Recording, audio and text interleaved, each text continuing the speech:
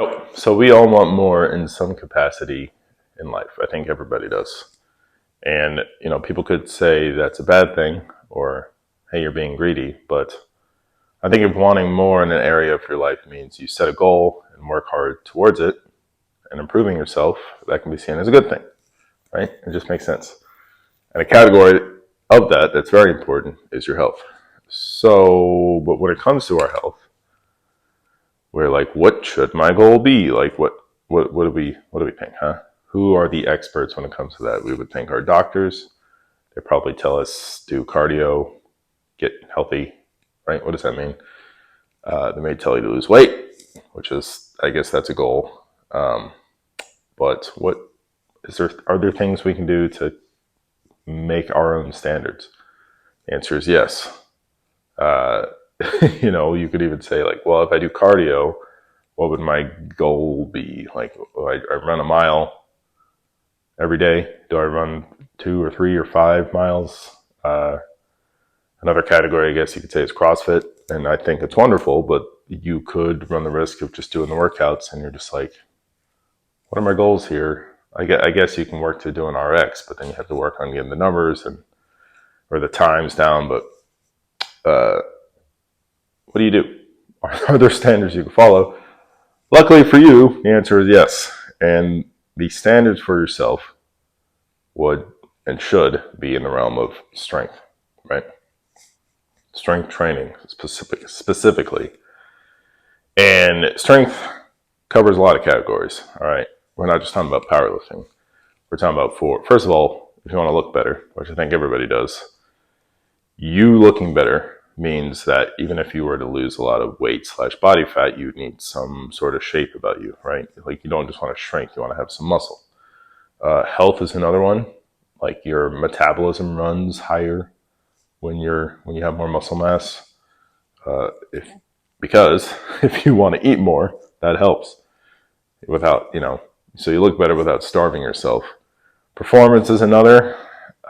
Sports people, like if you want to perform better, strength training is beneficial. And you can see that in like off-season training. If you're a strength athlete, like powerlifting, Olympic lifting, CrossFit, I don't have to tell you that. And then for longevity, which that's a big one. For older people, you're going to be losing muscle mass as you age, I think starting past the age of 30. So if that's the case, it would behoove you to work on it, or at least do it to where you're like not, you're strong enough and capable to live your life, get up off the ground, get out of a chair if you need to, because some people can't. Now, what's important to note here is I'm talking about strength training, not just I'm going to the gym today and let me go to the gym because that's important, and let me kind of do, I guess, chest, go through all the machines at maximum reps. I guess I'll do a little bit more than last time and until I feel a burn. That's better than nothing, but you should probably have it to where you are seeing incremental improvements. Okay, and that's what I mean by training for it. Training means you are doing something today for a better result tomorrow with numbers to quantify everything. So if you're watching this now and you're maybe confused about the title, because this series I'm doing is like the Primal movement workout. Everything I've talked about now is more stuff to do outside of the gym. I guess you can do it in the gym. Outside of the gym setting or time that helps you stay limber, that are basic movement things that humans did. The kind of only problem with that is that they all just kind of have an end, right? Like if you're walking 10,000 steps a day, what do? Do you go to 15 or 20? I guess if you have to walk around all day, that's going to happen, but it just becomes time consuming. Same with like squatting, like 30 minutes a day, I guess, unless you're working in the squat position. It can be time consuming, hanging, all that stuff. But strength training is different, all right? All that other stuff is stuff we traditionally did as human beings. But strength training allows us to do something our ancestors didn't either have the time or mentally worry about because they're trying to survive, first of all. Uh, and then I don't think they're out there lifting heavier rocks week to week. So strength is new, and actually strength is new within the last like 100 years, around the end of the 1800s, beginning of the 1900s. And I think that's because the Industrial Revolution, after we were doing a bunch of manual labor, made it to where we can focus on other things. That's why we also started playing sports more, right? We're not going to wars. We needed something to do, so sports. Oh, I get to train my body to look better. Um, that's where all the like old school lifters and bodybuilders came from. But anyways, let's talk about the definitions again, because you got exercise, which I kind of mentioned earlier, going to the gym. You have workouts and you have training, right? Exercise is technically it's a movement that you do, okay? Although people call it exercising, like I'm going to exercise, but like the push-up is an exercise, the squat, the barbell is an exercise. A workout is a scheduled thing with exercises in it. So like I said, people call it exercising. You could also call it, I am doing a workout, I'm working out. And then you have training.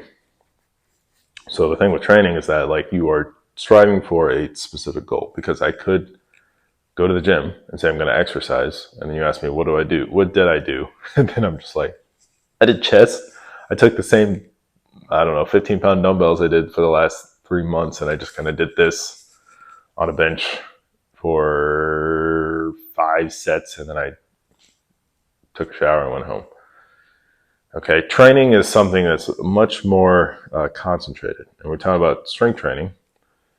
Let's just use the barbell, for example. You do a little, as a novice, you do a little bit today that stresses your body, you recover in a couple of days, you add a little bit more next time. And I can't really tell you what your end goal should be, but it should be like progressing towards the future. And this leads to you having to set a goal, because your training should be leading you somewhere. Even if you're starting out and you have a little day one, think about, okay, what did I do? What can I shoot for? And go for that. All right. It may not be a 500-pound bench.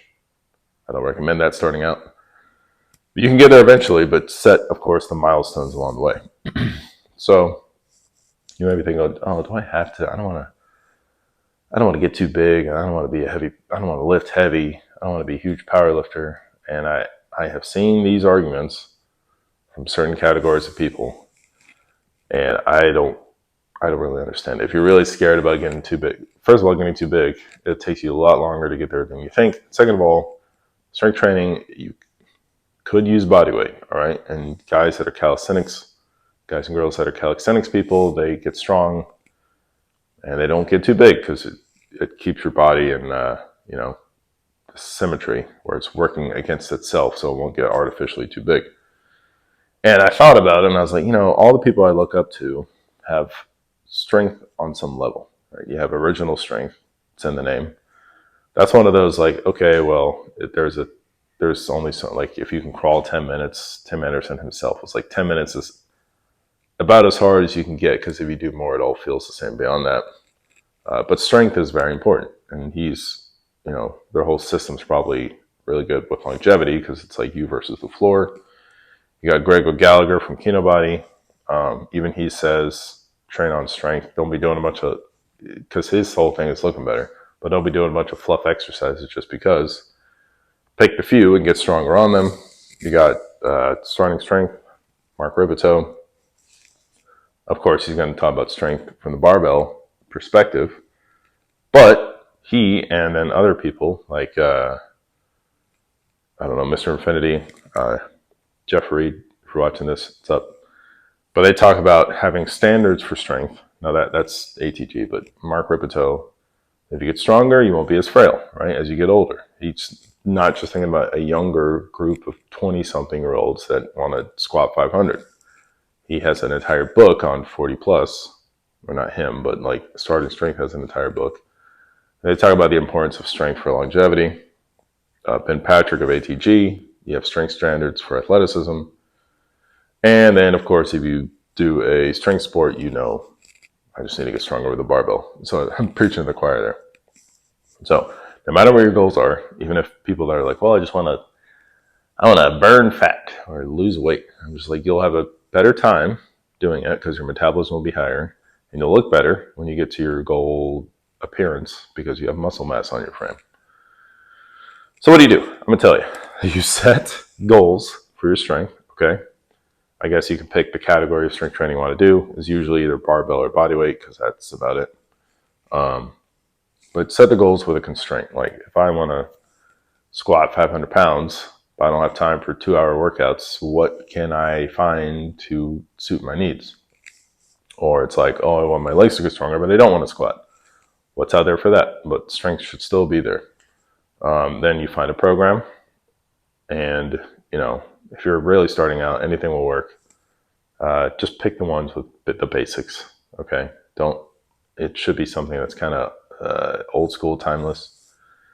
Or you make your own, right? Based on your goals, you find a program based on what you want.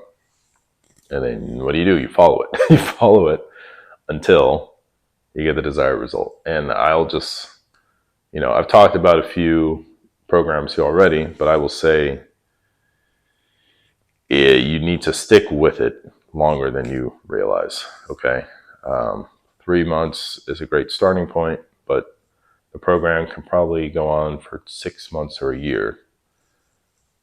And I would also encourage you to think long term, okay? Like don't just say, well, I want to look better for summer, so I want to bench 225 before summer. And then that's the end of it. Like don't just stop there. Now you don't have to, like if you're 50 years old and you haven't benched since high school and you get to 225, don't stop. But you also don't have to say, well, now I need to bench 300 or 500 because those numbers take a little bit more than what you use at the beginning. But I will say you need to have standards for yourself. So not only do you have the goals, but it's just like you should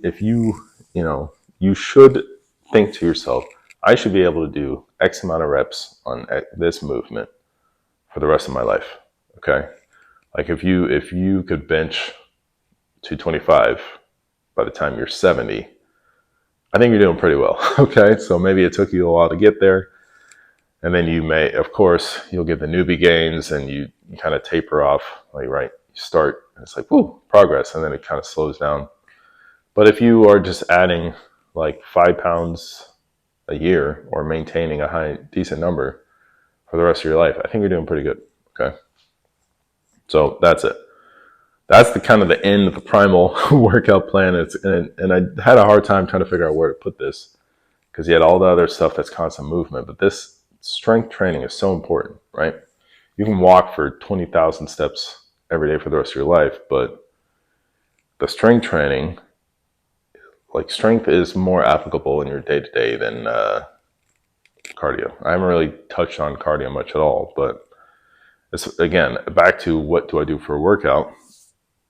You need to, in your life, pick stuff off the ground. You need to be able to stand up. You need to carry stuff from here to there, groceries, even if it's groceries. And I know that it sounds silly because like, well, why should I do farmer's carries with heavy weight when groceries are light? I'm just like, well, the heavier stuff makes the groceries like nothing. And to be a bit morbid, you don't want to be falling on the concrete on the side of the grocery store because you neglected your strength. It's a strength and balance issue. It's not what your VO2 max is. Right? Frail bones and falling, that's not a lung issue. Okay. So that's it, y'all. Primal movement system. I know it's a pyramid, but this is kind of at the top. Everything else leads you to there. So focus on that stuff. Thank you for watching, subscribe and all that. There's a newsletter in the description if you want to read the longer version of these. I'll talk to you next time.